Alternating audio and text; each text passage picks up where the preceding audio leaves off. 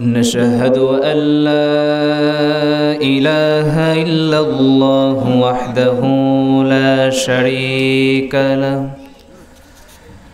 ونشهد أن سيدنا ومولانا محمدا عبده ورسوله الذي أرسله بالحق بشيرا ونذيرا وداعيا إلى الله بإذنه وسراجا وقمرا منيرا فقد قال الله تعالى في كلامه المجيد وفرقانه الحميد أعوذ بالله من الشيطان الرجيم بسم الله الرحمن الرحيم إن الله وملائكته يصلون على النبي يا أيها الذين آمنوا صلوا عليه وسلموا تسليما اللهم صل على سيدنا مولانا محمد وعلى آل سيدنا مولانا محمد بلغ العلا بكماله كشف الدجى بجماله حسنت جميع خصاله صلوا عليه وآله الحمد لله মহান আল্লাহ সুবহানাহু ওয়া তাআলার দরবারে অগণিত শুকরিয়া আদায় করছি যিনি আমাদেরকে পশ্চিম শাওরা বাইতুল ফালা জামে মসজিদ কমিটি ও এলাকাবাসীর উদ্যোগে আজকের এই তাফসিরুল কোরআন মাহফিলের দ্বিতীয় অধিবেশনে এশার নামাজ আদায় করার পরে দুনিয়ার মাঝে সর্বশ্রেষ্ঠ জায়গা দ্বীনি মজলিস এমন একটি বরকতপূর্ণ জায়গা এখানে আসার এবং বসার মতো তৌফিক দিলেন সেই মহান রব্বুল আলামিনের দরবারে আমরা সবাই একযোগে জোরে সোরে শুকরিয়া আদায় করছি বলছি আলহামদুলিল্লাহ আবারও বলছি আলহামদুলিল্লাহ সম্মানিত হাজরিন সময় সংক্ষেপ অত্যন্ত সংক্ষেপ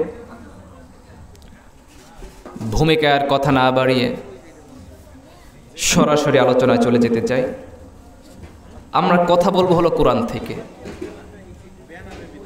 রাসূল বলেছেন মান ক্বালা বিহি সাদাকা যে ব্যক্তি কোরআন থেকে কথা বলে সে ব্যক্তি সত্য কথা বলে ওয়া মান হাকামা বিহি আদালা যে ব্যক্তি কোরআন দ্বারা বিচার ফয়সালা করে সত্য বিচার করে এবং এর দ্বারা যারা আমল করে সঠিক আমল করে আল্লাহ রাব্বুল আলামিন বলেন তার কথার চাইতে শ্রেষ্ঠ কথা আর কার হতে পারে যে ব্যক্তি মানুষকে আল্লাহর দিকে ডাকে কোরআন দিয়ে মানুষকে আল্লাহর দিকে ডাকে আল্লাহ রাব্বুল আলামিন বলেন وَمَنْ أَحْسَنُ قَوْلًا مِّمَّنْ دَعَا إِلَى اللَّهِ وعمل صالحا وقال إنني من المسلمين জোরে বলুন আল্লাহু আকবার আল্লাহ রাব্বুল আলামিন বলেন তার কথার চাইতে শ্রেষ্ঠ কথা আর কার হতে পারে যে ব্যক্তি মানুষকে আল্লাহর দিকে ডাকে এবং নেক আমল করে নেক আমলের দিকে ভালো কাজের দিকে ডাকে এবং বলে আমি একজন মুসলমান তার চাইতে শ্রেষ্ঠ কথা আর কারো হতে পারে না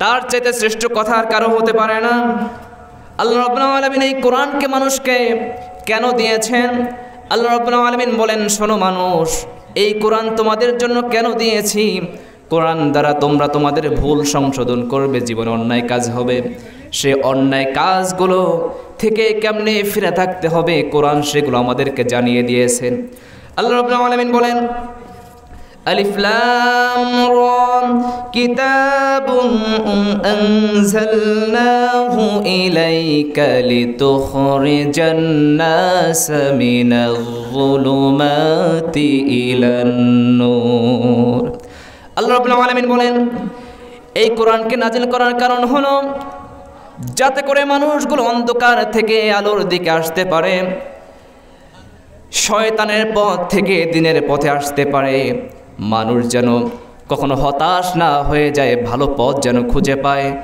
মানুষ যেন হতাশ না হয়ে যায় আল্লাহ তাআলা বলছেন তোমরা হতাশ হবে না নিরাশ হবে না কোরআনের কাছে চলে আসবে পাহাড় সম পরিমাণ গুনাহ নিয়ে যদি তোমরা চলে আসো আল্লাহ রাব্বুল আলামিন বলছেন যদি তোমরা ফিরে আসতে পারো আমি তোমাদের তামাম জিন্দেগীর সমস্ত পাপ রাশিগুলোকে মাফ করে দেব সুবহানাল্লাহ আদম আলাইহিস সালাম যখন জান্নাত থেকে যখন দুনিয়ায় চলে আসছেন সেই সময় আল্লাহ রাব্বুল আলামিন বললেন হে আদম তুমি তোমার যেই বাড়িটাকে হারিয়ে ফেললে জান্নাত তুমি হারিয়ে ফেললে ভুলের কারণে আবার সেই জান্নাত খুঁজে পাবে সেই জান্নাত আবার ফিরে পাবে আল্লাহ রাব্বুল আলামিন বলেন কুলনা বিতু মিনহা জামিআ فإما يأتينكم مني هدى فمن تبع هدايا فلا خوف عليهم ولا هم يحزنون জোরে বলুন আল্লাহু আকবার আল্লাহ রাব্বুল আলামিন বলেন যে জান্নাত ছেড়ে যারা জান্নাত থেকে বের হতে হলো এই জান্নাত আবার তুমি আবার চলে আসবে তবে আমার পক্ষ থেকে হেদায়েত তোমার কাছে চলে যাবে কিতাব চলে যাবে যদি এটাকে অনুসরণ করতে পারো কোনো ভয় থাকবে না কোনো টেনশন থাকবে না তোমার পুরানো সেই বাড়ি আবার তুমি ফিরে পাবে সুবহানাল্লাহ সেই কোরআন থেকে আমরা কথা বলবো আজকে আমার আলোচ্য বিষয় হচ্ছে মুমিন কারা এবং তাদের করণীয় কি আল্লাহ রাব্বুল আলামিন সূরা তাওবা এর 71 নম্বর আয়াতে আল্লাহ তাআলা বলেন ওয়াল মুমিনুনা ওয়াল মুমিনাতু বা'দুহুম আউলিয়াউ বা'দ ইয়া'মুরুনা বিল মা'রুফি ওয়া ইয়ানহাউনা 'আনিল মুনকার ويقيمون الصلاة ويؤتون الزكاة ويطيعون الله ورسوله أولئك سيرحمهم الله إن الله عزيز حكيم جرب الله أكبر الله رب العالمين বলেন والمؤمنون والمؤمنات بعضهم أولياء بعض মুমিন পুরুষ মুমিনা নারী তারা হবে একে অপরের সহায়ক হবে একে অপরের বন্ধু হবে মুমিনদের বন্ধু মুমিন হবে মুমিনের বন্ধু কাফের হবে না মুমিন ব্যক্তির অন্তরঙ্গ বন্ধু একমাত্র মুমিনরাই হতে পারবে আল্লাহ রাব্বুল আলামিন বলছেন তারা একে অপরের সহায়ক হবে তাদের কাজ হবে কি ইয়ামুরুনা বিল মা'রুফ ওয়া ইয়ানহাউনা আনিল মুনকার তারা ভালো কাজ করবে ভালো কথার মাধ্যমে মানুষকে ভালোর দিকে ডাকবে অন্যায় কাজ করবে না অন্যায় কাজে বাধা প্রদান করবে ওয়া ইউকিমুনাস সালাত নামাজ কায়েম করবে ওয়া ইউতুনাজ যাকাত যাকাত প্রদান করবে ইউতিউনাল্লাহ ওয়া রাসূলুহু আল্লাহ এবং আল্লাহর রাসূল আনুগত্য করবে وأولئك سيرحمهم الله إن الله عزيز حكيم আল্লাহ তাআলা বলছেন এই কাজগুলো যেই সমস্ত ব্যক্তিরা করবে আল্লাহ তাআলা তাদের উপরে রহম নাজিল করবেন সুবহানাল্লাহ তাদের উপর আল্লাহ তাআলা রহম করবেন সবাই আল্লাহর রহমত আল্লাহর দয়া মুমিন ব্যক্তিদেরকে আল্লাহ তাআলা কাল কিয়ামতের ময়দানে দয়া করবেন অন্য কোনো মানুষকে দয়া করবে না অন্য কোনো কাফের মুশরিকরা দয়া পাবে না দুনিয়ায় তারা অনেক শান্তি থাকবে দুনিয়ায় তাদের জীবনে অনেক কল্যাণ থাকবে অনেক টাকা পয়সা থাকবে মুমিন ব্যক্তির জীবনে হয়তো বা অত টাকা পয়সা থাকবে না আল্লাহ রাব্বুল আলামিন কাল কিয়ামতের ময়দানে যখন মানুষগুলোকে উঠাবেন সেই মানুষগুলোকে আল্লাহ রাব্বুল আলামিন বলছেন ওই মুমিন ব্যক্তিরই হবে সফল কাম দুনিয়ার জীবনে যারা ভালো কাজ করবে অন্যায় কাজ করবে না ভালো কাজ যারা করবে আল্লাহ রাব্বুল আলামিন বলেন সেই সমস্ত ব্যক্তিরা সফল কাম হয়ে যাবে আল্লাহ তাদের জন্য জান্নাত রেখে দিয়েছেন তবে মুমিনদের দুনিয়ার জীবনটা একটু কষ্টকর হতেই পারে দেখবেন যারা এই দুনিয়ায় যারা আল্লাহর ইবাদত করে না দেখবেন তাদের টাকা পয়সা অনেক বেশি নামাজ পড়ে না রোজা রাখে না কিন্তু টাকা পয়সার অভাব নাই দেখবেন সবচেয়ে শান্তিতে তারা আছে কিন্তু দেখবেন যারা ভালো কাজ করে গরিব টাকা পয়সা নাই হয়তোবা বাহ্যিকভাবে দূর থেকে দেখতে মনে হয় যে তারা হয়তোবা সফল কাম কিন্তু আল্লাহ বলছেন না তারা সফল কাম না সফল কাম তারাই হবে যারা ভালো কাজ করবে নামাজ পড়বে ঈমান আনবে আল্লাহর পথে যারা থাকবে তারাই সফল কাম হবে আল্লাহ রাব্বুল আলামিন বলেন মুমিন ব্যক্তি যেই সমস্ত বিষয়ের প্রতি ঈমান আনতে হবে তাকে যেই সমস্ত কাজগুলো তারা করবে আল্লাহ রাব্বুল আলামিন তাদের কাজগুলোকে কোরআনের ভিতরে বর্ণনা করেছেন আল্লাহ রাব্বুল আলামিন বলেন মুমিনের বৈশিষ্ট্য সূরা বাকারার ভিতরে বলেছেন আল্লাহ রাব্বুল আলামিন বলেন الذين يؤمنون بالغيب ويقيمون الصلاة ومما رزقناهم ينفقون মুমিন ব্যক্তি করবে কি আল্লাহর প্রতি বিশ্বাস স্থাপন করবে গায়েবের প্রতি বিশ্বাস স্থাপন করবে নামাজ কায়েম করবে যাকাত প্রদান করবে আল্লাহ তার পক্ষ থেকে যে রিজিক দান করেছেন সেই রিজিক থেকে আল্লাহর পথে যারা ব্যয় করবে আল্লাহ রাব্বুল আলামিন তাদের জন্যই বলছেন এই সমস্ত ব্যক্তিরাই মুমিন হবে আল্লাহ তাদের ইবাদতগুলোকে কবুল করে নেবেন আল্লাহ তাআলা এই মুমিনদের বৈশিষ্ট্য বলতে গিয়ে বলছেন তারা গায়েবের প্রতি বিশ্বাস স্থাপন করবে বিশ্বাসের যত করে স্তর আছে এর ভিতরে সবচেয়ে বড় স্তর হলো গায়েব আল্লাহকে দেখা যায় না আল্লাহকে না দেখে গায়েবের প্রতি বিশ্বাস স্থাপন করতে হবে আল্লাহ তাআলা বলেন মুমিনদের বিশ্বাসের স্তরগুলো আল্লাহ তাআলা সূরা বাকারার ভিতরে বলেছেন আমানার রাসূলু বিমা উনজিলা ইলাইহি মির রাব্বিহি ওয়াল মুমিনুন কুল্লুন আমানা বিল্লাহি ওয়া মালাইকাতিহি ওয়া কুতুবিহি ওয়া রুসুলিহি لا نفرق بين أحد من رسله وقالوا سمعنا وأطعنا غفرانك ربنا وإليك المصير جربنا الله أكبر الله رب العالمين এখানে বিশ্বাসের কিছু স্তর বলেছেন আল্লাহর প্রতি ঈমান ফেরেশতার প্রতি ঈমান রাসূলের প্রতি ঈমান কিতাব সমূহের প্রতি ঈমান আখিরাত দিবসের প্রতি ঈমান মুমিন ব্যক্তি সমস্ত বিষয়ের প্রতি ঈমান আনবে বিশ্বাস করবে আল্লাহ রাব্বুল আলামিন বলছেন এমন পাঁচটা জ্ঞান আছে দুনিয়ার কোনো মানুষের কাছে সেই পাঁচটি বিষয় কেউ জানে না আল্লাহ বলেন এই পাঁচটা বিষয় তারা জানবে না কিন্তু তারপরও বিশ্বাস করবে যে এইটা জিনিস হবে আল্লাহ রাব্বুল আলামিন বলেন সূরা লুকমানের ভিতরে বলেন ইন্নাল্লাহা ইনদাহু ইলমুস সাআ ওয়া ইউনাজ্জিলুল গায়সা ওয়া ইয়া'লামু মা ফিল আরহাম ওয়া মা তাদরি নাফসুম মাযা তাকসিবু গাদা وما تدري نفس بأي أرض تموت ইন্নাল্লাহা আলিমুন খবীর। জোরে বলুন আল্লাহু আকবার।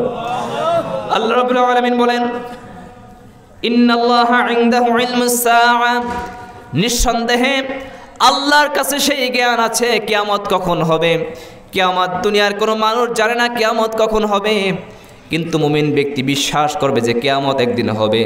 আল্লাহ তাআলা এই সমস্ত মানুষগুলোকে, যারা আজকে থেকে হাজার নয় লক্ষ লক্ষ বছর আগে যেই সমস্ত মানুষগুলো মারা গেছে, সবাইকে আল্লাহ রাব্বুল আলামিন উঠাবেন, সবাইকে সেদিন একত্রিত করবেন।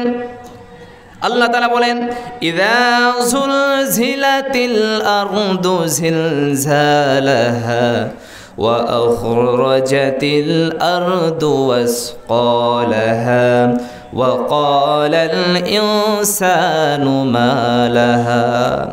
সেদিন আসমানগুলো ভেঙে পড়বে, জমিন তার ভিতরে যা কিছু আছে সব কিছু বের করে দিবে, তারকারাজিগুলো ছিটকে ছিটকে পড়বে, সূর্য তার আলো হারিয়ে ফেলবে, চন্দ্র তার আলো হারিয়ে ফেলবে, সব একদম মেসাকার হয়ে যাবে, কিছুই থাকবে না।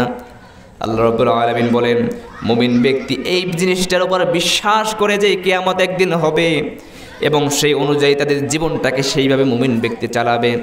আল্লাহ রাব্বুল আলামিন প্রথম বলছেন, ইন্নাল্লাহা ইনদাহু ইলমুস সাআ, কিয়ামত কখন হবে দুনিয়ার কোনো মানুষের কাছে সেই জ্ঞান নাই। মুমিন ব্যক্তি সেটা বিশ্বাস করবে। আমাদের কাছে জ্ঞান না থাকতে পারে, কিন্তু আল্লাহ যে আমাদেরকে আবার একদিন হাজির করবেন এটা বিশ্বাস করবে, সেই অনুযায়ী কাজ করবে। আল্লাহ রাব্বুল আলামিন সেদিন সমস্ত মানুষগুলোকে একত্রিত করবেন, মানুষকে বলবেন, বান্দা তুমি যেই কাজগুলো করেছ সেই কাজগুলো তুমি পড়ো, সে আমলনামাগুলো তুমি পড়ো। ইকরা কিতাবাক কাফা বিনাফসিকাল ইয়াউমা আলাইকা হাসিবা। বান্দা তোমার কিতাব তুমি পড়ো, তোমার হিসাব তুমি করার জন্য যথেষ্ট হবে, অন্য কারো হিসাব করা লাগবে না। তোমার আমলনামাগুলো তুমি পড়ো। আল্লাহ যখন তাকে পড়তে বলবেন, অনেক মানুষ আমলনামা পড়তে পারবে না, আমলনামায় দেখবে অনেক পাপ, দেখবে 2 কোটির মতো পাপ। আল্লাহ বলবেন, আল্লাহর কাছে বলবেন, আল্লাহ আমি তো এই অন্যায় কাজগুলো করি নাই, পাপের কাজগুলো করি নাই। তখন আল্লাহ তাআলা বলবেন, বান্দা তুমি এই কাজ করো নাই, তবে একটা অন্যায় কাজ করেছো। সেই একটা অন্যায় কাজ, একটা সিনেমা বানাইছো, একটা গান বানাইছো, ইসলামী গান বানাইছ, সিনেমা করেছ, এই সিনেমা তুমি একটা করেছ, এইগুলো 2 কোটি মানুষে দেখেছে। এই 2 কোটি মানুষে দেখার কারণে তাদের প্রত্যেকের আমলনামায় কবিরা গুনাহ হয়েছে, আর তোমার আমলনামায় সেই কবিরা গুনাহগুলো জারি হতে থাকবে। এটা হলো পাপের কাজ। আবার কিছু মানুষ বলবে, আল্লাহ ভালো কাজ করেছি, এত ভালো কাজ তো আমি করি নাই, এই ভালো কাজগুলো কেমনে করে আমার আমলনামায় চলে আসলো? আল্লাহ রাব্বুল আলামিন বলবেন, বান্দা তুমি দুনিয়াকে একটা মাদ্রাসা তৈরি করো নাই? হ্যাঁ আল্লাহ, মাদ্রাসা তৈরি করছি। তোমার সেই মাদ্রাসায় যত মানুষ পড়েছে তাদের প্রত্যেকের যত নেকি হয়েছে তার একটা ভাগ আল্লাহ রাব্বুল আলামিন তোমার আমলনামায় লিখে দিয়েছেন। সুবহানাল্লাহ। মানুষ যত ভালো কাজ করে 2 জন ফেরেশতা সব সময়ের জন্য লিখতে থাকে। আল্লাহ রাব্বুল আলামিন বলেন, কিরামান কাতিবিনা ইয়ালামুনা মা তাফআলুন। বান্দা তোমরা যে কাজগুলো করো সমস্ত কাজগুলো লেখা হয়, 2 জন সম্মানিত ফেরেশতা সমস্ত কাজগুলোকে লিখে রাখেন। আল্লাহ রাব্বুল আলামিন সেদিন কাউকে কম দিবেন না, বেশিও দিবেন না। আল্লাহ রাব্বুল আলামিন বলেন, ফামান ইয়ামাল মিসকালা যাররাতিন খায়রান ইয়ারা ওয়া মান ইয়ামাল মিসকালা যাররাতিন শাররান ইয়ারা। যাররা পরিমাণ যদি কোনো মানুষ এই দুনিয়ার বুকে খায়রান ইয়ারা, যাররা পরিমাণ কোনো ভালো কাজ যদি করে, সেই ভালো কাজের তার প্রতিদান আল্লাহ রাব্বুল আলামিন কাল কিয়ামতের ময়দানে তাকে ফিরিয়ে দিবেন। আবার যদি যাররা পরিমাণ সরিষা দানা পরিমাণ যদি অন্যায় কাজ করে, তাও তাদের সেদিন ফিরিয়ে দেওয়া হবে, কাউকে কোনো কম দেওয়া হবে না। মুমিন ব্যক্তি সেই কিয়ামত দিবসের প্রতি বিশ্বাস স্থাপন করবে। কিয়ামত একদিন হবে, আল্লাহর সামনে হাজিরা দিতে হবে। আল্লাহর সামনে আমি যে হাজির হব, সেই সময় আমি কি নিয়ে হাজির হব এই চিন্তা করে সেই অনুযায়ী তার জীবনটাকে সাজাবে। মানুষকে ঠকাবে না। মুমিন ব্যক্তি কখনো মানুষকে ঠকাতে পারে না। নিজে ঠকতে পারে কিন্তু মানুষকে ঠকাতে পারে না। নিজে কষ্ট পাবে, নিজে হাজারো কষ্ট পাবে, কিন্তু মানুষকে কষ্ট দিতে সে রাজি না। আল্লাহ রাব্বুল আলামিন এরপরে বলেছেন ইন্নাল্লাহা ইনদাহু ইলমাস সাআ ওয়া ইউনাজ্জিলুল গায়স। বৃষ্টি কখন হবে দুনিয়ার কোনো মানুষের কাছেই খবর নাই, দুনিয়ার কোনো মানুষ জানে না বৃষ্টি কখন হবে। দেখা যায় মেঘ খুব জোরে জোরে আসতেছে, খুব ডাকতেছে মেঘের, এমন গর্জন মনে হয় যে এখনই বৃষ্টি নামবে, চতুর্দিক অন্ধকার হয়ে গেছে, কিন্তু হঠাৎ করে এমন বৃষ্টি, হঠাৎ করে মেঘ চলে যায়, বৃষ্টিও হয় না। আবহাওয়াবিদরা বলে আগামীকালকে বৃষ্টি হতে পারে, কিন্তু বৃষ্টি হবে এমনটা বলে না। বৃষ্টি হতে পারে, সবাই সতর্ক থাকবেন, বৃষ্টি হতে পারে, কিন্তু বৃষ্টি হবেই এমন কথা বলতে পারে না। বৃষ্টি কখন হবে এটা আল্লাহ তাআলা জানেন। অনেক সময় দেখা যায় মেঘ নাই, আকাশ একদম পরিষ্কার, সূর্য আছে আকাশে, কিন্তু হঠাৎ করে বৃষ্টি শুরু হয়ে গেছে। আল্লাহ রাব্বুল আলামিন বলেন বৃষ্টি কখন হবে এটা কোনো মানুষ জানে না। নাম্বার 3 হলো ওয়া ইয়ালামু মা ফিল আরহাম। রেহেমের ভিতরে যে সন্তানটা আছে সেই সন্তানটা কি হবে এটা দুনিয়ার কোনো মানুষ জানে না, আল্লাহ রাব্বুল আলামিন জানেন। এখন একটা কথা বলতে পারেন যে আলট্রাসোনোগ্রাফির মাধ্যমে আজকাল তো কি আছে, আলট্রাসোনোগ্রাফির মাধ্যমে মানুষ জানতে পারে যে সন্তান পেটের ভিতর যে সন্তানটা আছে সেটা ছেলে না মেয়ে, এটা মানুষ এখন জানতে পারে আধুনিক যন্ত্রপাতির মাধ্যমে। কিন্তু এখন ব্যাখ্যা হবে কি যে সেই সন্তানটা ভালো হবে না খারাপ হবে।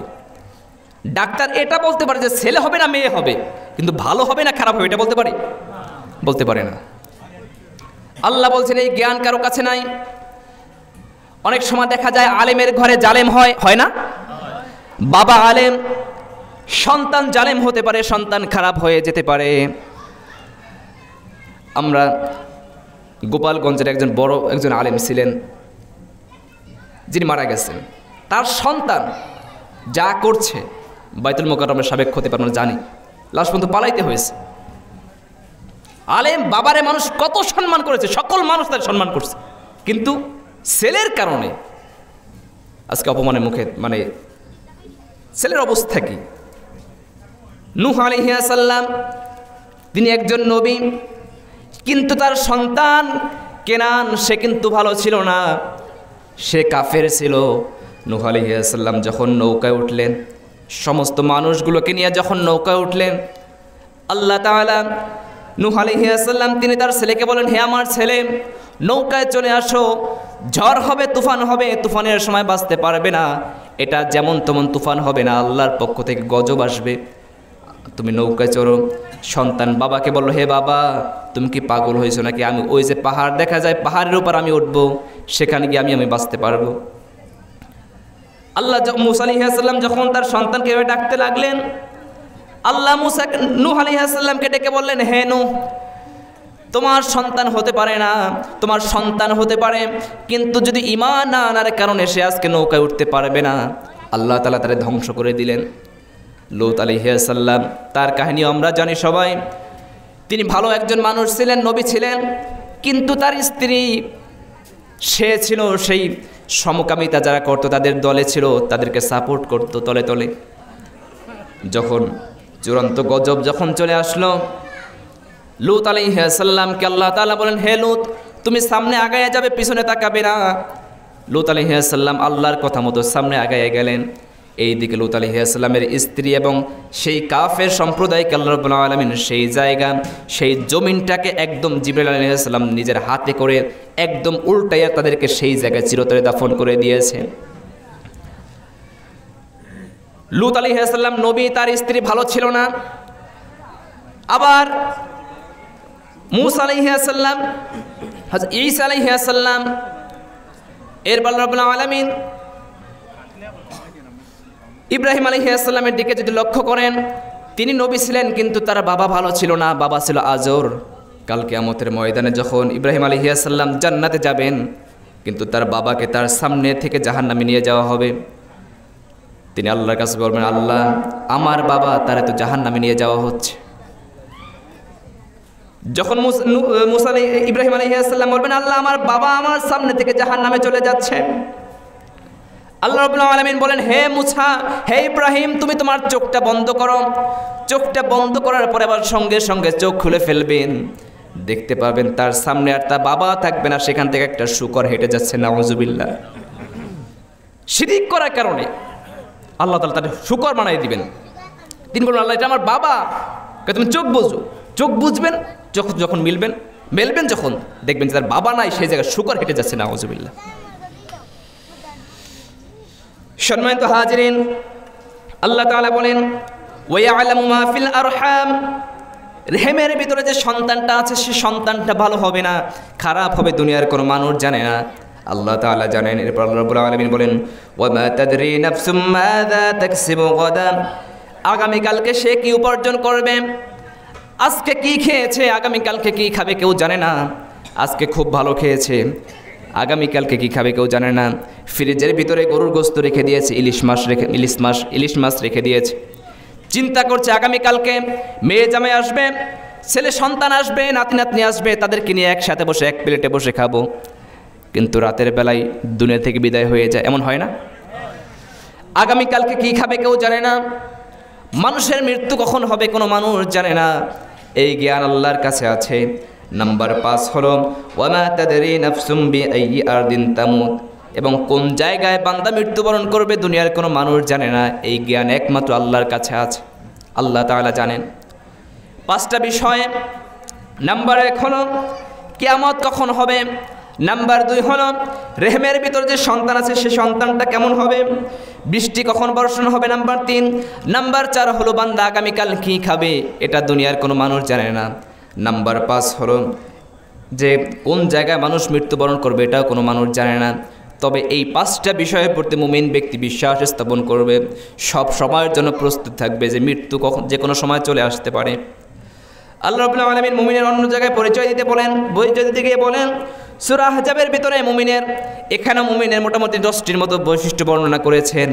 আল্লাহ রাব্বুল আলামিন বলেন, ইন্নাল মুসলিমিনা ওয়াল মুসলিমাতি ওয়াল মুমিনিনা ওয়াল মুমিনাত والقانتين والقانتات والصادقين والصادقات والصابرين والصابرات والخاشعين والخاشعات والمتصدقين والمتصدقات والصائمين والصائمات والحافظين فروجهم والحافظات والذاكرين الله كثيرا والذاكرات أعد الله لهم مغفرة وأجرا عظيما جربنا الله أكبر الله رب العالمين বলেন ইন্নাল মুসলিমিনা ওয়াল মুসলিমাত নিঃসন্দেহে মুসলমান পুরুষ মুসলমান নারী ওয়াল মুমিনিনা ওয়াল মুমিনাত মুমিন পুরুষ মুমিনা নারী ইমানদার পুরুষ ইমানদার নারী অনুগত পুরুষ অনুগত নারী সত্যবাদী পুরুষ সত্যবাদিনী নারী ধৈর্যশীল পুরুষ ধৈর্যশীলা নারী বিনীত পুরুষ বিনীত নারী দানশীল পুরুষ দানশীলা নারী এবং রোজা পালনকারী পুরুষ ও নারী। এরপর রব্বুল আলামিন বলেন যৌনাঙ্গের হেফাজতকারী পুরুষ এবং নারী, আল্লাহর অধিক জিকিরকারী পুরুষ এবং নারী। আল্লাহ তাআলা বলছেন এই সমস্ত ব্যক্তিদের জন্য আল্লাহ তাআলা ক্ষমা প্রস্তুত করে রেখে দিয়েছেন এবং তাদেরকে আল্লাহ রাব্বুল আলামিন মহা পুরস্কার জান্নাত দান করবেন। সুবহানাল্লাহ। সেই জান্নাতে এই মানুষগুলো যেতে পারবে। জান্নাতে যখন মানুষ যাবে সেখানে যাওয়ার পরে মানুষের কোনো কিছুর অভাব থাকবে না, চাওয়া লাগবে না, শুধুমাত্র অন্তরের ভিতরে কল্পনা করবে আল্লাহ আমার এই জিনিসটা প্রয়োজন। আল্লাহ রাব্বুল আলামিন বলেন ওয়ালাকুম ফিহা মা তাশতাহি আনফুসুকুম ওয়ালাকুম ফিহা মা তাদউন। জোরে বলুন সুবহানাল্লাহ। আল্লাহ রাব্বুল আলামিন বলেন মানুষের বলা লাগবে না, শুধু অন্তরের ভিতরে কল্পনা করবে রব্বুল আলামিন আমার এই জিনিসটা প্রয়োজন। আল্লাহ তাআলা বলেন সঙ্গে সঙ্গে তার সামনে হাজির হয়ে যাবে। সুবহানাল্লাহ। বলা লাগবে না, অন্তরের ভিতরে কল্পনা করবে, সঙ্গে সঙ্গে তার সামনে হাজির হয়ে যাবে। তবে তাদেরকে কাজ করতে হবে, যেই কাজগুলো আল্লাহ বলছেন মুসলমান হতে হবে। মুসলমান পুরুষ এবং নারী, ইমানদার পুরুষ এবং নারী ইমান আনতে হবে। ইমানটা হলো সবচাইতে মজবুত একটা জিনিস, যেটা যদি হেরে যায় সেই মানুষটার আর দাম থাকে না। ইমান হলো একজন মানুষের রুহের মতো। আমার শরীরের ভিতর রুহ আছে, জীবন আছে, কথা বলতে পারছি, হাঁটতে পারতেছি। যখন আমার শরীরের ভিতর রুহ থাকবে না তখন আমি একদম মৃত, তখন আমি মৃত। এখন আমি আছি, আমাকে মানুষ দেখে ওয়াহিদুজ্জামান, রুহ আছে, আপনি এখানে আছেন, রুহ নাই, তখন আর নাম ধরে রাখবেন না, বলবে লাশ, তখন মৃত। ইমান নাই, সেই মানুষটা মৃতর মতোই, কারণ বেঈমানে আল্লাহ জান্নাত দিবেন না। ইমান অবস্থায় আপনি মৃত্যুবরণ করেন, আমল যদি কমও থাকে। একটা হাদিস আছে না, যে অল্প আমলে নাজাতের জন্য যথেষ্ট হবে। আমল কম, সহি আমল, ভালো আমল, সে অবস্থা আপনি ইমানের উপর টিকে থাকেন, আল্লাহ তাআলা আপনাকে মাফ করে দেবেন ইনশাআল্লাহ। তবে কয়েকটা পাপ আছে যে পাপকে আল্লাহ তাআলা কখনো ক্ষমা করবেন না।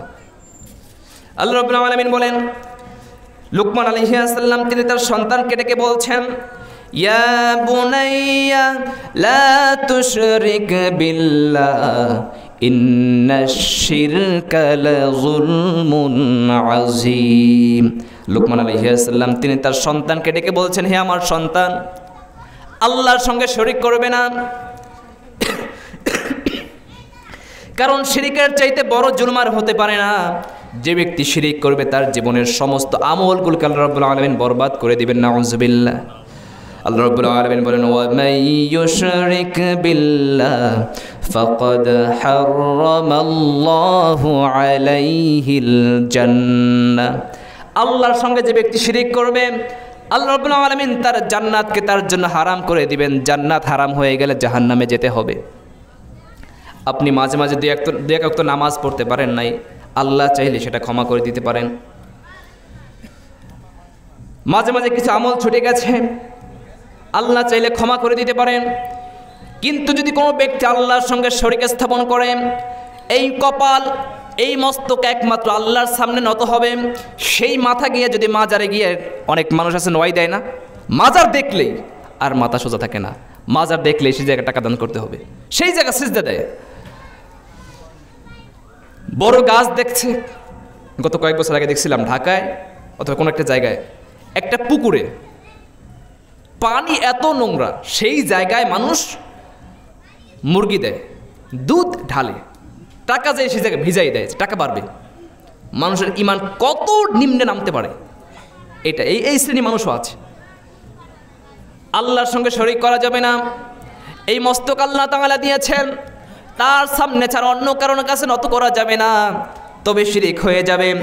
আল্লাহ তাআলা বলছেন, যদি শিরিক করো তাহলে তোমাকে মাফ করা হবে না। আল্লাহ তাআলা এরপরে বলছেন, যদি কোনো মানুষ দুনিয়ার অন্য কোনো মানুষের হক মেরে খায়, সেই মানুষকে আল্লাহ তাআলা মাফ করবেন না।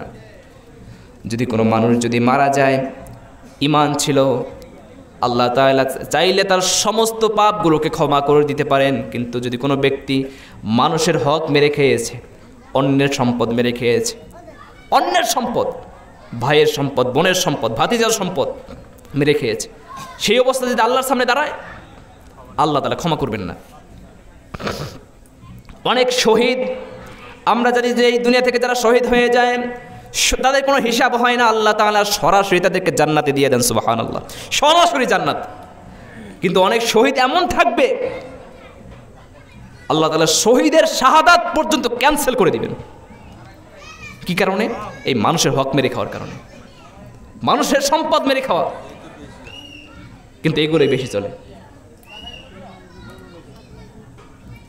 বোনকে সম্পদ দেয় না, ভাতিজাকে সম্পদ দেয় না।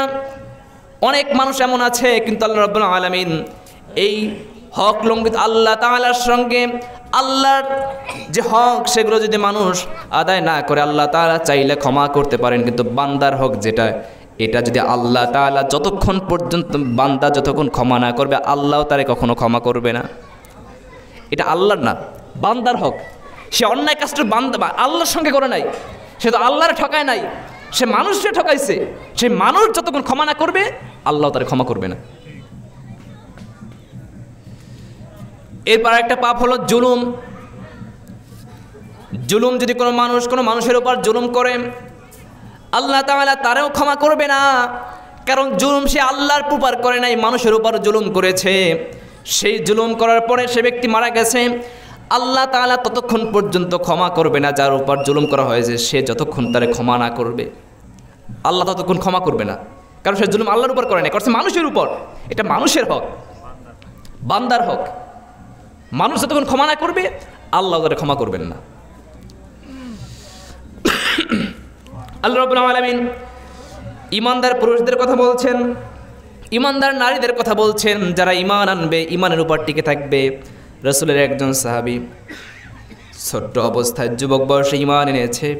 ঈমান আনার পরে ঈমান আনার পরে তার চাচার কাছে সংবাদ গেল যে ভাতিজা ঈমান এনেছে। চাচা ভাতিজাকে ডেকে বললেন, হে ভাতিজা, তুমি নাকি ঈমান আনছো? হ্যাঁ, ঈমান আনছি। বললেন, তুমি যদি তুমি ঈমানটা ত্যাগ করো। বলেন, না, ঈমান ত্যাগ করবো না। যদি ত্যাগ না করো তাহলে তোমার যে সম্পদ দিয়েছে সমস্ত সম্পদগুলো আমি তোমার কাছ থেকে ছিনিয়ে নেব। বললেন, চাচা, আমি আমার সমস্ত সম্পদগুলো আপনার দিয়ে দিতে রাজি আছি, সমস্ত সম্পদগুলো আপনার দিয়ে দিতে রাজি আছি। সঙ্গে সঙ্গে বললেন, চাচা, আপনার সমস্ত সম্পদ আপনি নিয়ে যান। বললেন, ভাতিজা, তোমার পরনে যে পোশাক, যে পায়জামাটা আছে, যে লুঙ্গিটা আছে, সেই লুঙ্গিটাও কিন্তু আমার টাকায় কেনা। বললেন, চাচা, এটাও লাগবে নাকি? হ্যাঁ, লাগবে। লুঙ্গি সঙ্গে সঙ্গে খুলে চাচার সামনে ফিকা মেরে মায়ের কাছে দৌড় মেরে চলে গেলেন। মাকে গিয়ে বললেন, মা, আমার দিকে তাকায়ও না, ঈমান এনেছি, চাচা সমস্ত সম্পদগুলো আমার রেখে দিয়েছে, এমনকি পরনের লুঙ্গিটাও পর্যন্ত রেখে দিয়েছে। মা, আমার একটা কম্বল দাও। মায়ের কাছ থেকে কম্বল নিয়ে চলে গেলেন, রাসূলের দরবারে চলে গেলেন। গভীর রাত রাসূলের কাছে চলে গেলেন। সেখানে যাওয়ার পরে গিয়ে রাসূলের দরজায় নক করলেন। রাসূল বের হয়ে দেখলেন একজন যুবক, যার পরনে শুধু 17 টাকা, শীতের ভিতরে 17টা একটা কাপড় দ্বারা ঢাকা, একটা চাদর দ্বারা ঢাকা। এই অবস্থা রাসূলের সামনে গিয়ে দাঁড়ালো। রাসূল তারে বললেন, তুমি কে? রাসূল সঙ্গে সঙ্গে করলেন কি, ভিতর থেকে 2টা জুব্বা তার জন্য নিয়ে আসলেন। সুবহানাল্লাহ। রাসূল তার চাচা তার সম্পদ নিয়ে নিল, পোশাকও নিয়ে নিল। রাসূলের কাছে বলার আগে রাসূল তারে 2টা জুব্বা দান করে দিলেন। সুবহানাল্লাহ। রাসূল কতটা দয়ালু ছিল। বললেন, তুমি কে? হুজুর, আমি আব্দুল উজ্জা। তোমার এই অবস্থা কেন? রাসূল, আমি ঈমান এনেছি। ইয়া রাসূলুল্লাহ, আমি ঈমান এনেছি, চাচা আমার সমস্ত সম্পদগুলো রেখে দিয়েছে। রাসূল বললেন, তুমি এখন থেকে আর আব্দুল উজ্জা না, আমি তোমার নাম রেখে দিলাম, তোমার নাম এখন থেকে আব্দুল্লাহ। রাসূল তার নাম আব্দুল্লাহ রেখে দিলেন। তাকে আসহাবে সুফফার সদস্যদের সঙ্গে থাকতে দিলেন। সেখানে তিনি থাকলেন। জোরে জোরে কোরআন তেলাওয়াত করে সাহাবায়ে কেরাম বললেন, ইয়া রাসূলুল্লাহ, এই সাহাবী জোরে জোরে কোরআন তেলাওয়াত করে, তার তেলাওয়াতের কারণে আমরা তেলাওয়াত করতে পারি না, আমরা ঘুমাইতে পারি না। রাসূল বললেন, তারে তোমরা নিষেধ করো না, তারে বাধা দিও না। এই সাহাবীর ঈমান আনতে কষ্ট হয়েছে, ঈমান আনার কারণে তার সমস্ত সম্পদগুলো তারে ত্যাগ করতে হয়েছে। এবার সাহাবী রাসূলের কাছে বললেন, রাসূল সাল্লাল্লাহু আলাইহি ওয়াসাল্লাম বলেন, হে সাহাবী, তোমার জন্য আমি দোয়া করি। আল্লাহর কাছে হাত তুলে রাসূল দোয়া করলেন, রব্বুল আলামিন, আমার এই সাহাবীর ঈমান আনতে কষ্ট হয়েছে, তার জন্য কাফেরদের জন্য তার রক্তকে তুমি হারাম করে দাও। সাহাবী কান্না করতেছেন, আব্দুল্লাহ কান্না করতেছেন। রাসূল বলেন, তুমি কান্না করো কেন? হুজুর, আমার সারা জীবনের ইচ্ছা ছিল যে আমি যুদ্ধ করব, জিহাদ করব, সংগ্রাম করব, ইসলামের জন্য আমি আমার জীবনটা বিলাইয়ে দিয়ে আমি জান্নাতি পাখি হতে চাই। সুবহানাল্লাহ। হে নবী, আপনি কি দোয়া করলেন? রাসূল বললেন, শোনো, চিন্তা করো না, তোমার অন্তরে যদি এই ইচ্ছা থাকে, এই তামান্না থাকে, তুমি যদি এখন বিছানায় মৃত্যু বরণ করো, আল্লাহ তাআলা তোমাকে শাহাদাতি মৃত্যু নসিব করে দিবেন। সুবহানাল্লাহ। অন্তরের ভিতরে তামান্না থাকতে হবে। যদি ঈমান আনি, ঈমানদারের অন্তরে সব সময় তামান্না থাকতে হবে, আল্লাহর রাস্তায় আমি জীবন দিব, আল্লাহর জন্য জান দেব, মাল দিব। আল্লাহ রাব্বুল আলামিন মুমিনের জান এবং মালগুলোকে জান্নাতের বিনিময়ে কিনে নিয়েছেন। সুবহানাল্লাহ। আল্লাহ রাব্বুল আলামিন বলেন, ইন্নাল্লাহা ইশতারা মিনাল মুমিনিনা আনফুসাহুম ওয়া আমওয়ালাহুম বিআন্না লাহুমুল জান্নাহ। আল্লাহ তাআলা মুমিনের জান এবং মালগুলোকে ক্রয় করে নিয়েছেন বিআন্না লাহুমুল জান্নাহ। আল্লাহ তাআলা বলেন মুমিন ব্যক্তি আমাকে জান এবং মাল আমার রাস্তায় খরচ করবে, আমি আল্লাহ তাআলা তাকে বিনিময়ে তারে জান্নাত দান করে দেব। সুবহানাল্লাহ। মুমিন ব্যক্তি সে জান্নাত ক্রয় করার চেষ্টা করবে। ওই সাহাবী রাসূল বললেন তুমি যদি এখন বিছানায় মৃত্যুবরণ করো আর তোমার অন্তরে যদি তামান্না থাকে আমি শাহাদাত বরণ করব, ইসলামের জন্য জীবন দেব, আল্লাহ তাআলা তোমাকে শাহাদাতে মৃত্যু নসিব করায় দিবেন। রাসূলের একজন সাহাবী খালিদ বিন ওয়ালিদ রাদিয়াল্লাহু তাআলা আনহু জীবনে 300-ও বেশি যুদ্ধ করেছেন, কিন্তু যখন মৃত্যুবরণ করেছেন তিনি কিন্তু বিছানায় মৃত্যুবরণ করেছেন। 300-ও বেশি যুদ্ধ করেছেন, যখন মৃত্যু হয় বিছানায় মৃত্যু হয়।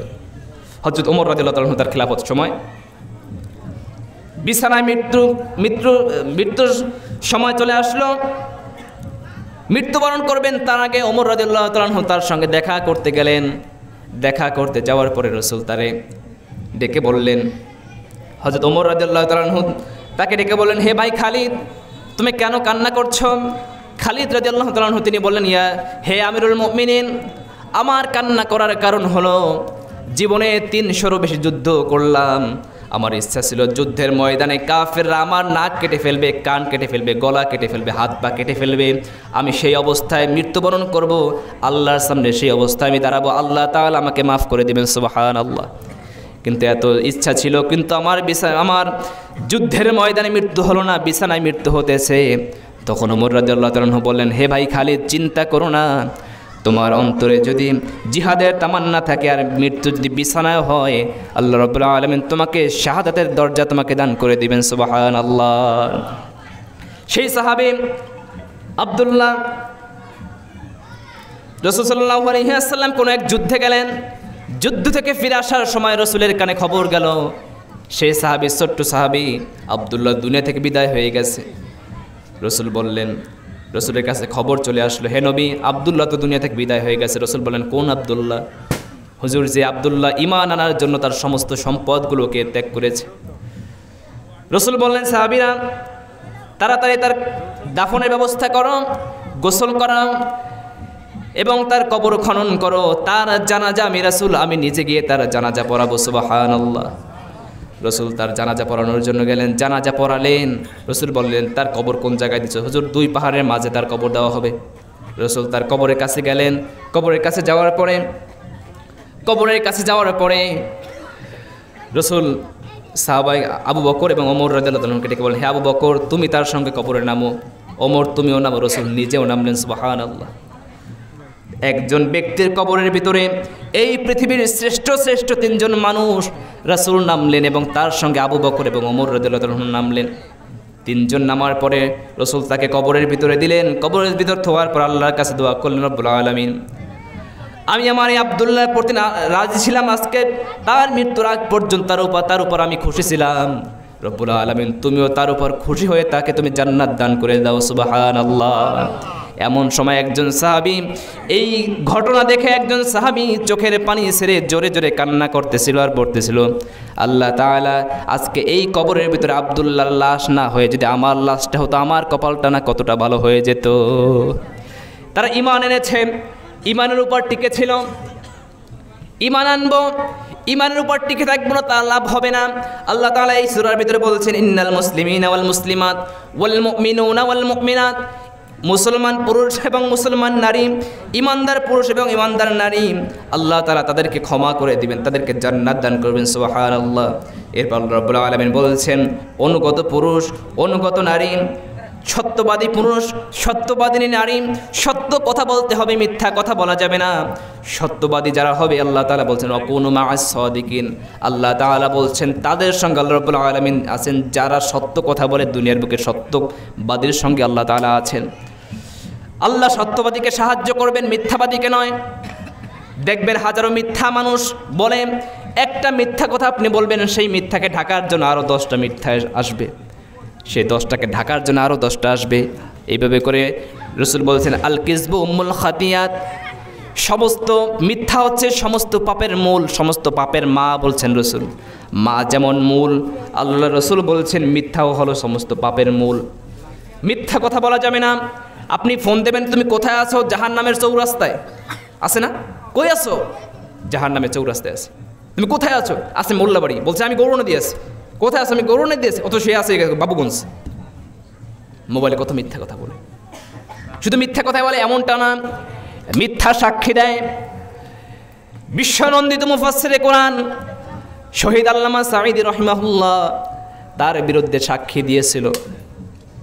যুদ্ধ হয়েছে ৭১, সাক্ষীর জন্ম হলো ৭৩-এ, মায়ের পেটে বসে দেখছে।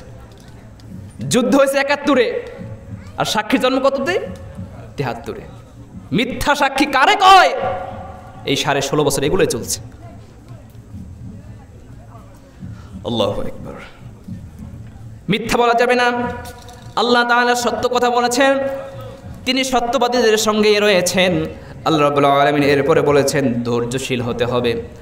ধৈর্যশীল পুরুষ এবং ধৈর্যশীলা নারী আল্লাহ তাআলা তাদের সঙ্গে আছেন। ধৈর্য ধারণ করতে হবে। আল্লাহ তাআলা নামাজ পড়ার আগে বলছেন বান্দা তোমরা ধৈর্য ধারণ করো। আল্লাহ রাব্বুল আলামিন বলেন ইয়া আইয়ুহাল্লাযীনা আমানুস্তাঈনু বিস-সাবরি ওয়াস-সালাহ ইন্নাল্লাহা মা'আস-সাবিরিন। আল্লাহ তাআলা এখানে বলছেন বান্দা নামাজ পড়ার আগে তোমাকে আগে ধৈর্য ধারণ করতে হবে। ধৈর্যের সাথে তোমরা নামাজ পড়ো, আল্লাহর কাছে চাও, আল্লাহ তাআলা সেটাই কবুল করবেন। সুবহানাল্লাহ। কিছু মানুষ নামাজ পড়ে, নামাজের ভিতরে আহারে তাড়াহুড়া, একই সাথে 2 সিজদা দেয়। সিজদা মানে 2 সিজদার মাঝে দাঁড়াইবে, মানে একটু বসবে, সোজা হইয়া বসে না, একই সাথে 2 সিজদা, মানে উঠে শুধু শুধু সময় নষ্ট করে লাভ কি? এগুলো করা যাবে না। ধৈর্যের সাথে নামাজ আদায় করতে হবে। আল্লাহ রাব্বুল আলামিন ধৈর্যশীলদের সম্পর্কে সূরা আসরের ভিতরে আল্লাহ তাআলা বলছেন ওয়াল আসর ইন্নাল ইনসানা লাফি খুসর ইল্লাল্লাযীনা আমানু ওয়া আমিলুস সলিহাতি ওয়া তাওয়াসাউ বিল হক ওয়া তাওয়াসাউ বিস সবর। আল্লাহ বলছেন ওয়াল আসর, সময়ের কসম, ইন্নাল ইনসানা লাফি খুসর, নিশ্চয় সমস্ত মানুষগুলো ক্ষতিগ্রস্ত, সমস্ত মানুষগুলো ক্ষতির ভিতরে আছে। তবে হ্যাঁ ইল্লাল্লাযীনা আমানু, যারা ঈমান এনেছে তারা ক্ষতির ভিতরে নাই, তারা অবশ্যই সফল কাম। ও আমিলুস সলিহাত, এবং যারা নেক কাজ করে, ওয়া তাওয়াসাউ বিল হক ওয়া তাওয়াসাউ বিস সবর, ভালো কাজ করে, সত্য কথা বলে। আল্লাহ তাআলা বলছেন সেই সমস্ত ব্যক্তিরাই সফল কাম হয়ে যাবে, তাদেরকে আল্লাহ তাআলা কবুল করে নেবেন। আল্লাহ তাআলা বলছেন তোমরা ধৈর্য ধারণ করবে, ধৈর্যশীল ব্যক্তিদেরকে আল্লাহ তাআলা পছন্দ করেন। এরপর রব্বুল আলামিন বলেন দানশীল পুরুষ, দানশীলা নারী, দান করতে হবে আল্লাহর রাস্তায়। আল্লাহর রাস্তায় দান যদি করতে পারি, আল্লাহ তাআলা সেই দানটাকে যদি কবুল করে নেন, আল্লাহ তাআলা আপনার যদি হারাম পথে কোটি টাকা দান করার কোনো দাম নাই, আপনি হালাল পন্থায় 2 টাকাও যদি দান করেন, আল্লাহ তাআলা যদি সেটা কবুল করে নেন, এর মাধ্যমে আল্লাহ তাআলা আপনাকে ক্ষমা করে দিতে পারেন না? গতকালকে একটা ওয়াজ শুনছিলাম, সুলাইমান আলাইহিস সালাম, তিনি তো সমস্ত প্রাণীর ভাষা বুঝতেন। একদিন একটা পাখি আসছে তার কাছে, বলছেন হে আল্লাহর নবী সুলাইমান, হে বাদশাহ, আমি ডিম পারি বাচ্চা ফোটানোর জন্য, কিন্তু সেই গাছের নিচে একটা লোক প্রায় দিন সেই গাছের কাছে যায়, গাছে উঠে আমার ডিমগুলো নিয়ে এসে ভেজে খেয়ে ফেলে। তার কাছে বিচার দিল, বলে আচ্ছা আমি একটা ব্যবস্থা করছি, 2 জন ফেরেশতা তার কাছে, মানে 2 জন জিনকে তার সঙ্গে পাঠিয়ে দিয়েছেন, যাও যদি পরবর্তী সেই গাছের কাছে আসে তার মানে ধাক্কা মেরে ফেলাই দেবা। আচ্ছা ঠিক আছে, 2 জন জিন গেল সেই গাছের কাছে, ওই লোকটা আবার আসছে ডিম নেওয়ার জন্য, পাখি ডিম পারছে, ডিম নেওয়ার জন্য আসছে। ওই 2 জন জিন ধাক্কা মারবে, এমন সময় তাদেরকে যেন কারা ধাক্কা মারছে, আর ধাক্কা মারতে পারে নাই। পাখি যায় আবার সুলাইমান আলাইহিস সালামের কাছে বিচার দিলেন, হে আল্লাহর নবী সুলাইমান, আপনি কি করলেন? আপনি লোক পাঠান নাই, ফির জিন পাঠান নাই? হ্যাঁ পাঠাইছি। জিন কাটা, রে জিন কি করছো? হুজুর আমরা তো গেছিলাম ধাক্কা মারার জন্য গেছি, যখন আমরা তাদের ধাক্কা মারবো তার আগে হঠাৎ করে আমাদের 2 জন ফেরেশতা আমাদেরকে ধাক্কা মেরে ফেলে দিছে। কারণ কি?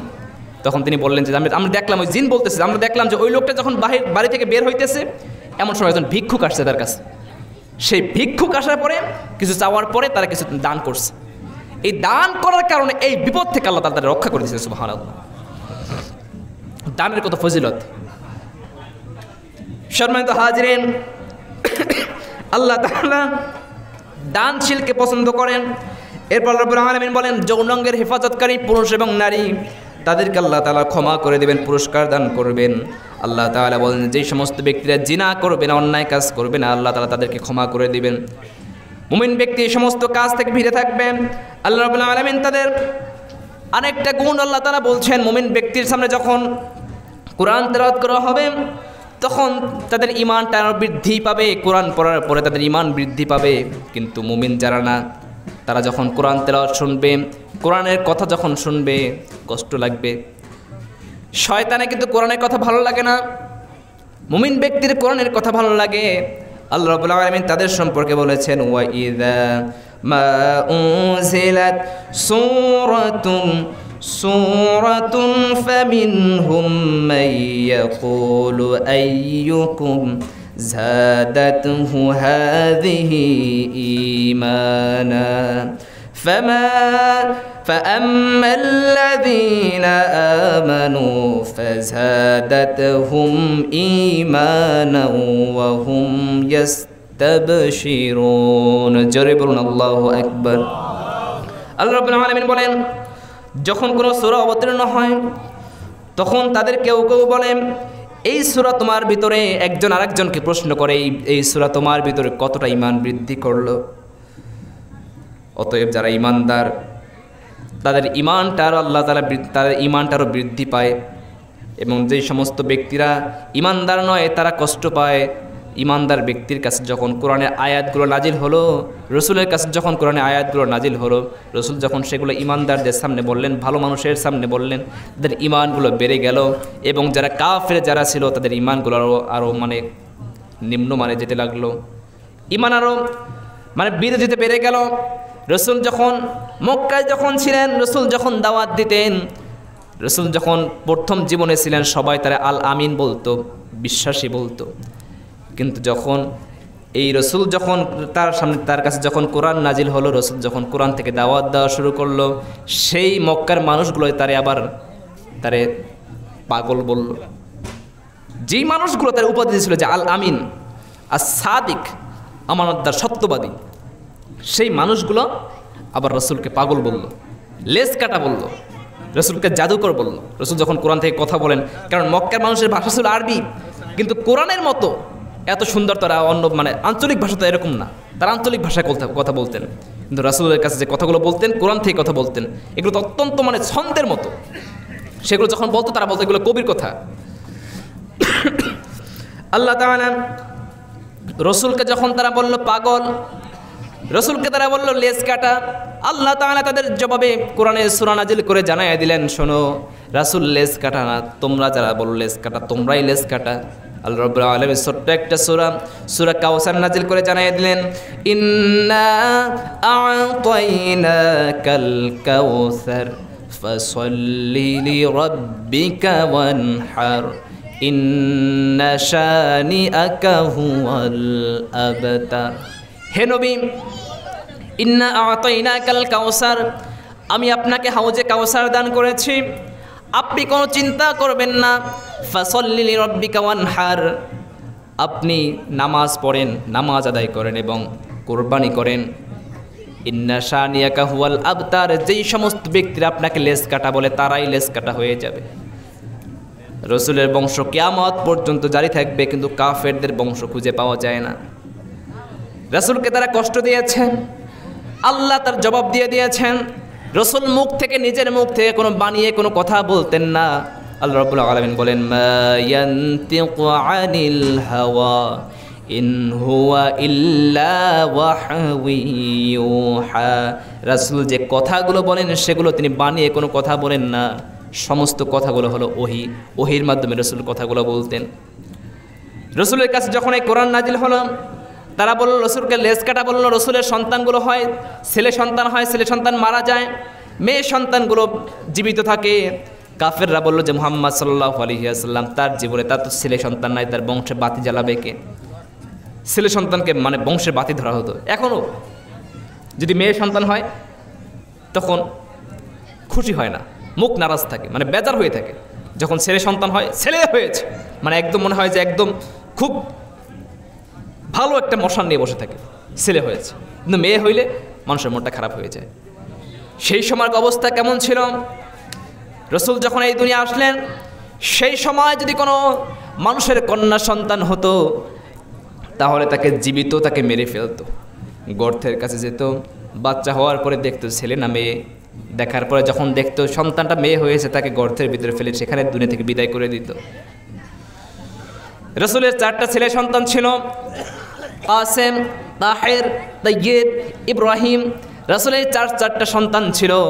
সেই 4টা সন্তান যখন দুনিয়া থেকে বিদায় হয়ে গেল, কাফেররা বলল যে মুহাম্মদ লেজ কাটা। আল্লাহ তাআলা তখন এই আয়াত নাজিল করলেন, এই সূরা নাজিল করলেন, হে নবী আপনি লেজ কাটানন, কাফেররাই হলো লেজ কাটা।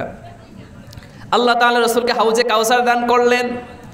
এই হাউজে কাউসারের পানি যদি কোনো ব্যক্তি একটা বারের জন্য পান করেন, জিন্দেগিতে তার জীবনে আর কোনোদিন পিপাসা লাগবে না। কাল কিয়ামতের ময়দানে মাথার আধা হাত উপরে 1 বিঘত উপরে সূর্য থাকবে, সেই সূর্যের তাপে মানুষের মাথার মগজগুলো টকবক করতে থাকবে, মগজগুলো গলে পড়তে থাকবে।